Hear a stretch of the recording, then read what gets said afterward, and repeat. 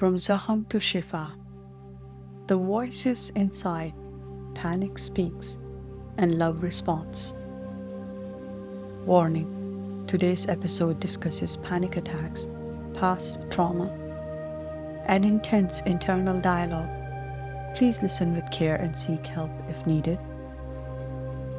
Assalamu alaikum, beautiful souls. Welcome to From Zaham to Shifa, our sacred space where we hold the rawest truths alongside the deepest healing, where vulnerability becomes a bridge to understanding, and where no struggle is too heavy to be witnessed without love.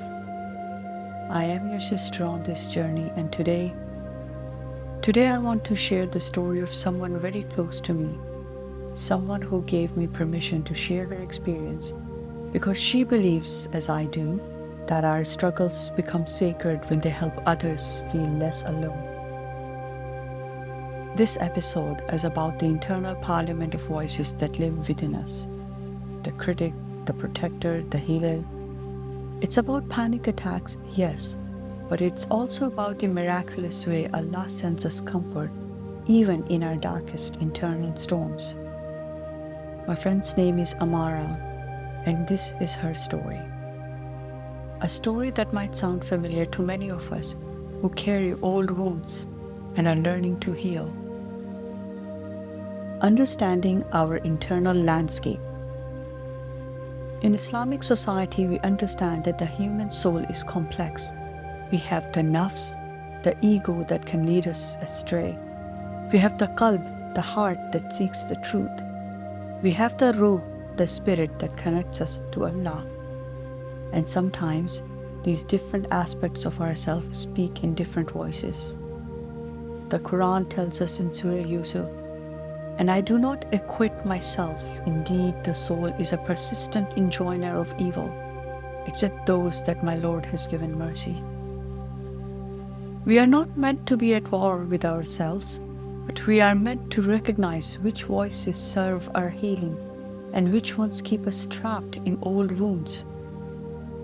What I am about to share with you is Amara's real experience, a panic attack she had not long ago, where you will hear the different voices that live in her mind. Some of these voices have faces, names, memories attached to them. Others represent the healing presence that Allah has placed in her life through therapy, through supportive relationships, through the slow work of recovery. Amara has been on a healing journey for years, working with therapists, learning to understand her trauma responses, and slowly building a relationship with the gentler voices in her mind. When the storm begins. As Amara told me her story, I could feel the weight of that moment when everything shifted. She was having a good day, feeling hopeful about a new relationship possibility, when suddenly she starts listening to the internal dialogue. There is a gentle voice that hasn't disappeared, even though Alex, the loud and sharp voice, hasn't given up. "I know you're scared, but not everyone is going to break your trust." "Alex, oh please, you want to talk about trust? Well then let's talk about Mike." And just like that, she felt it, the familiar ache. Alex knew exactly what to bring up. Remember how kind he seemed, how he said he wanted connection, how much you meant to him, that he would marry you? And how did that go? You were left confused and ashamed. You gave him your heart, and he ripped it apart. Alex was watching her unravel and pressed harder. "And now you want to trust someone else? After all that?" Under that heavy weight, the gentle voice still tried. "Yes, you can try again, because everyone is not like Mike, and you must try again, just carefully." Alex didn't like that. She felt the shift, like he was digging deeper. "Alex, fine. If Mike wasn't enough to remind you, let's talk about Salman. Remember him?" Another hit. "Alex, all those long talks, he saw your vulnerabilities. He used you And then he stepped back, saying, "You weren't enough." It was like Alex was behind the wheel, rearing her into old memories at every turn. She hated that Alex was right.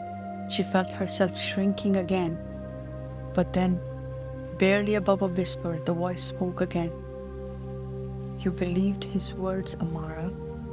He gave you no reasons to doubt him." "Alex, you still don't get it, do you? You want me to give you more reasons? What about Nurji?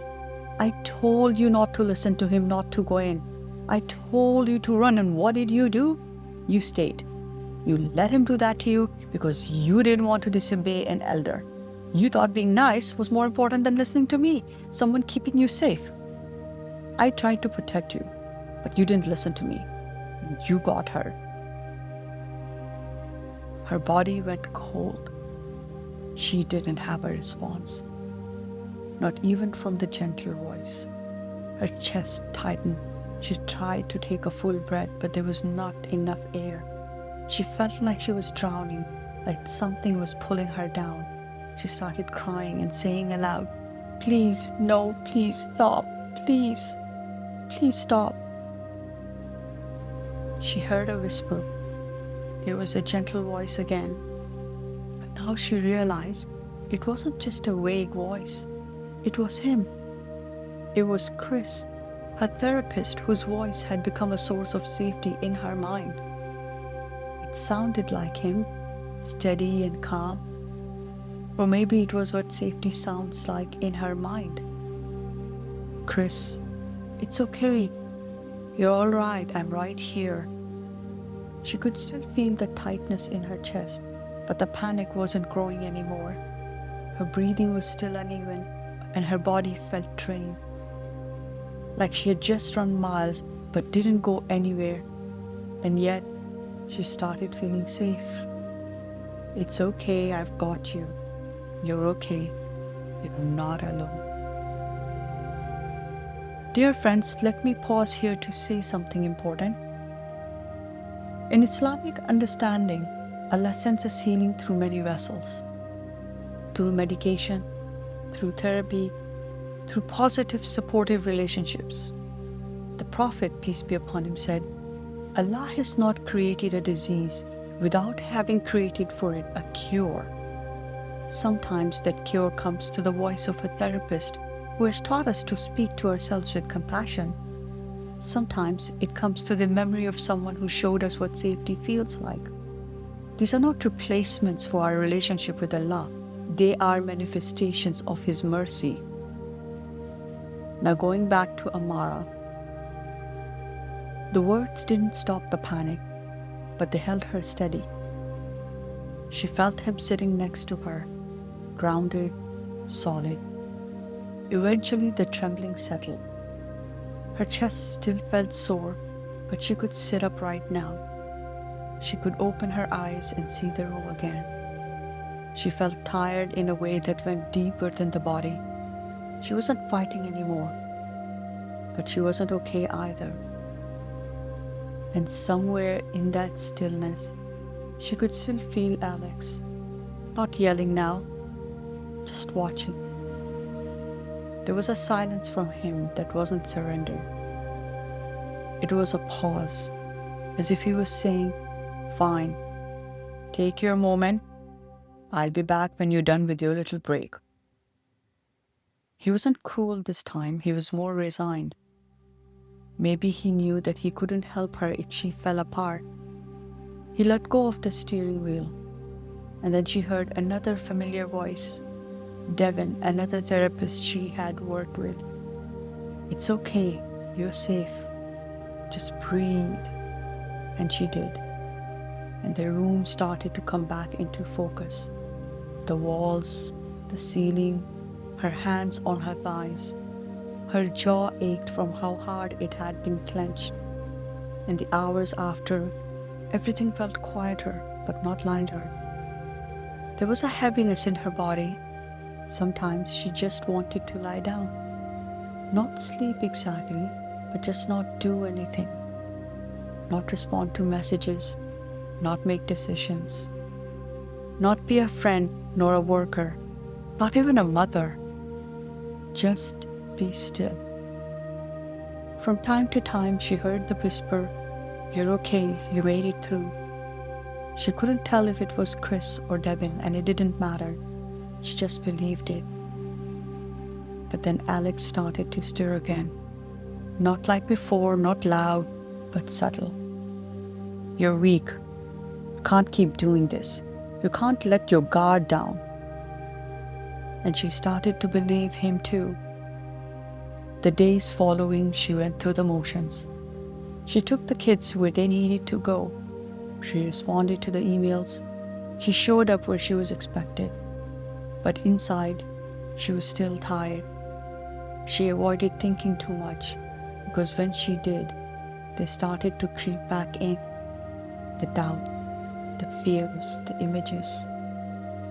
Sometimes she even started to question if the gentle voice was real.